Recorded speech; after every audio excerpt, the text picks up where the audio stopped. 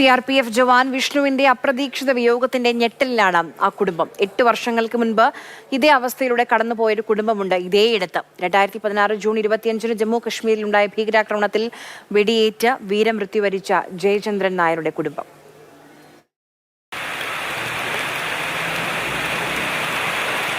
മഴ തോർന്നു നിന്ന മറ്റൊരു ജൂൺ മാസത്തിലെ പ്രഭാതം. കൃത്യം 8 വർഷങ്ങൾക്ക് മുൻപ് ഇതേ ദിവസം വിയോഗ വാർത്ത ഈ വീട്ടിലേക്കെത്തി. 2016 CRPFിലെ സബ് ഇൻസ്പെക്ടർ ജയചന്ദ്രൻ നായർ ജമ്മു കാശ്മീരിലെ ഭീകരാക്രമണത്തിൽ വെടിയേറ്റ് വീരമൃത്യു വരിക്കുന്നത്. വാർത്ത അറിഞ്ഞപ്പോൾ തകർന്നു പോയി. വലിയ തകർച്ചയായിരുന്നു.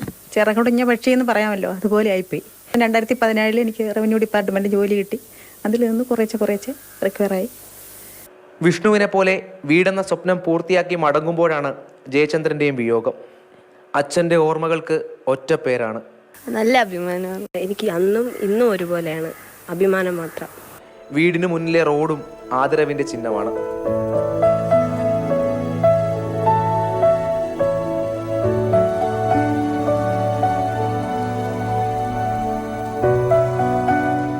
പത്രവാർത്തയിൽ ജയചന്ദ്രൻ എന്ന പേര് കണ്ടപ്പോൾ 2016 അദ്ദേഹത്തിൻ്റെ വിയോഗ വാർത്ത കവർ ചെയ്യാനെത്തിയ ക്യാമറമാൻ പ്രേം ശശി, അദ്ദേഹം തന്നെയാണ് എൻ്റെ ഒപ്പം ഉള്ളത്.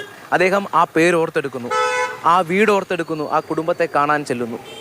ആ കുടുംബത്തെ കാണുമ്പോൾ ഒരു കാര്യം മാത്രമാണ് പറയാനുള്ളത്: മൂല്യങ്ങൾ ബാക്കിയാക്കുന്ന മനുഷ്യൻ ആ കുടുംബത്തിന് കരുത്താണ്. അങ്ങനെ മൂല്യങ്ങൾ ബാക്കി വെച്ച മനുഷ്യൻ മറവിയുടെ മാറാല ബാധിക്കാതെ തിളങ്ങുന്ന ഓർമ്മയായി നിലനിൽക്കും. പ്രേം ശശിക്കൊപ്പം രാഹുൽ ജീനാഥ്, മാതൃഭൂമി ന്യൂസ്, തിരുവനന്തപുരം.